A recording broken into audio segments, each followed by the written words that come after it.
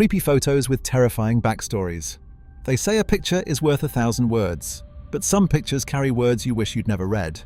This man is smiling in the photo, but the family standing beside him has no idea there are 33 bodies buried under his house.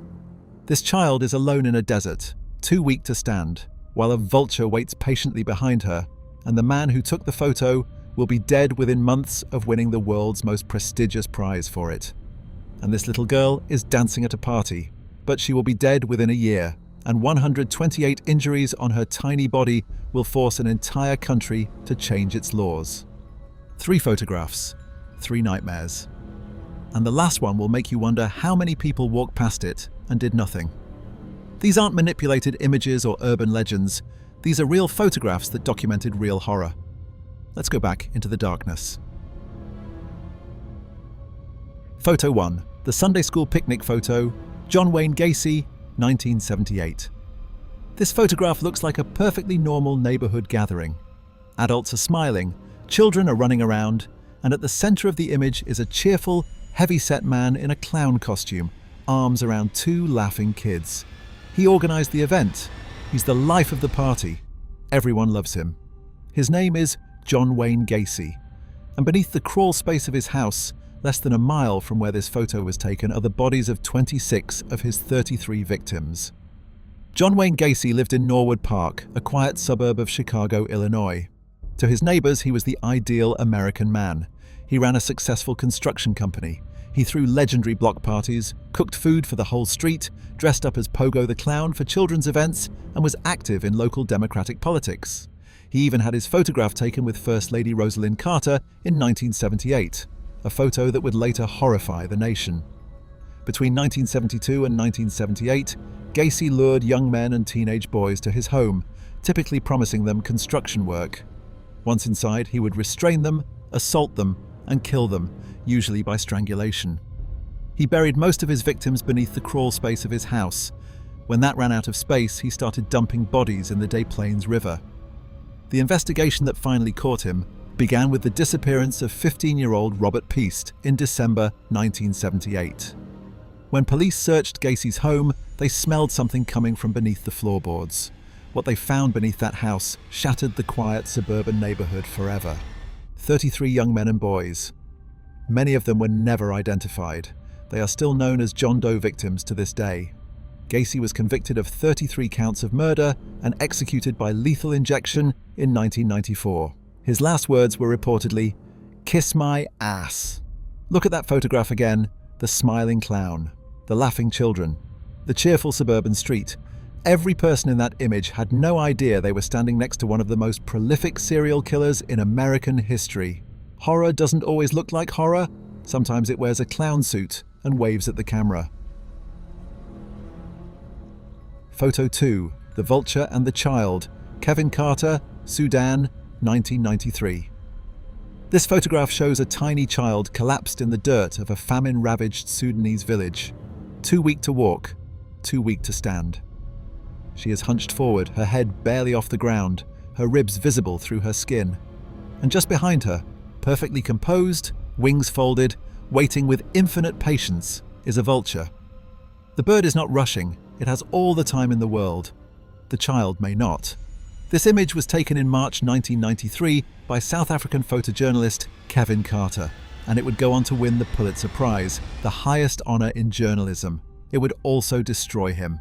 Kevin Carter was part of a group of photographers known as the Bang Bang Club, 4 young South African photojournalists who documented some of the most dangerous and heartbreaking conflicts of their era. In 1993, Carter traveled to Sudan to photograph the famine devastating the village of Ayod. Children were dying in the dirt around him. The suffering was total and overwhelming. He was photographing the village when he spotted the child, a little girl, crawling toward a feeding center in the distance. She had stopped to rest, and that was when the vulture landed behind her. Carter waited, hoping the bird would spread its wings for a more dramatic shot. It didn't. He took the photograph, then he chased the bird away, watched the girl resume her crawl, and sat down under a tree and wept. When the image was published in the New York Times in March 1993, the response was immediate and ferocious. Readers flooded the paper with calls and letters. They didn't want to know about the famine. They wanted to know one thing: what happened to the child? The New York Times responded with a brief editor's note stating that the girl had enough strength to walk away and that her fate was unknown. That was not good enough for the public. Carter was accused of being no better than the Vulture itself, hovering over suffering, capturing it for prize and profit, and walking away. The criticism was relentless. One journalist wrote that the real predator in the image was the man behind the camera. The words followed Carter everywhere. In May 1994, Kevin Carter was awarded the Pulitzer Prize for feature photography. He flew to New York to collect the award and gave a haunted, distracted speech. Friends described him as a broken man. He was suffering from PTSD, from the accumulated weight of years of documenting atrocities. He had watched people burn, watched violence on a scale most people can't imagine. The criticism over the Vulture photo had added something he couldn't shake: guilt. On July 27, 1994, just 3 months after winning the Pulitzer, Kevin Carter drove to a park near his childhood home in Johannesburg, attached a hose to his exhaust pipe, and took his own life. He was 33 years old. He left a note saying he was haunted by vivid memories of killings and corpses and pain, and that the pain of life had overridden any joy he could find.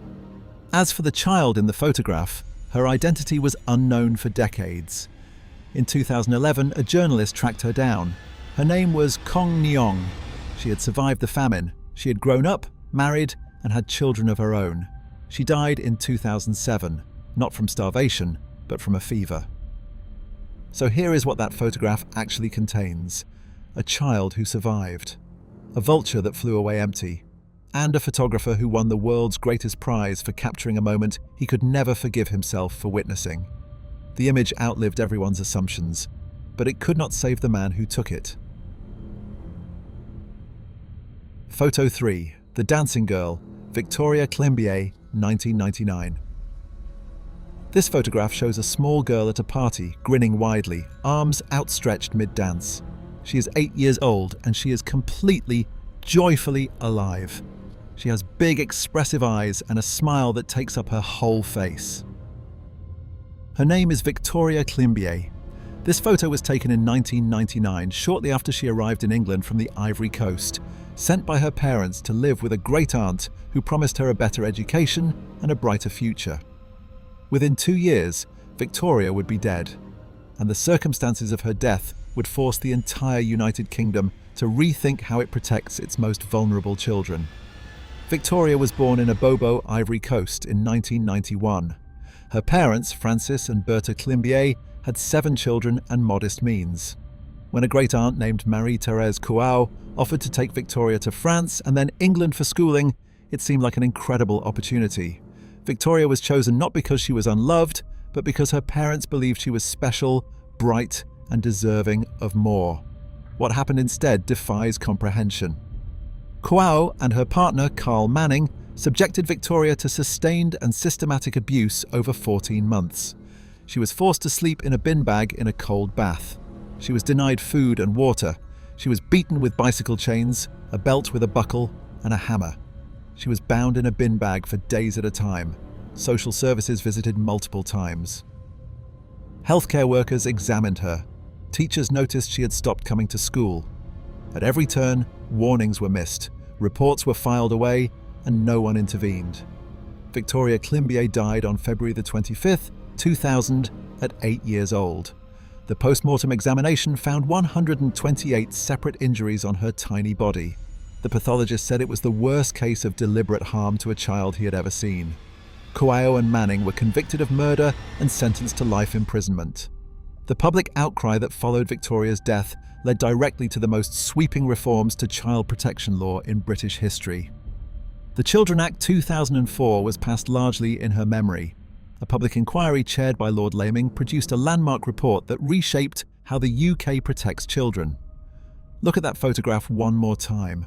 That dancing girl with the enormous smile. She had no idea what was waiting for her. She was just a child at a party, spinning with her arms out, completely alive. She deserved everything. She was given nothing. But her name, at least, changed the law. And that is the least the world could do. These 3 photographs carry different kinds of darkness. One shows a monster hiding in plain sight behind a painted smile. One shows the unbearable weight of bearing witness. And what happens when a person carries too much of the world's suffering for too long? And one shows a little girl full of joy, already walking towards something no child should ever face. They were all captured by cameras. They all tell the truth. And the truth, it turns out, is something none of us can look at for very long without it changing us. If this video affected you, please leave a like and subscribe. We'll keep exploring the real stories behind photographs that change the world. Until then, remember, sometimes the most disturbing thing in any image isn't what you can see. It's the story of the person who was standing behind the lens.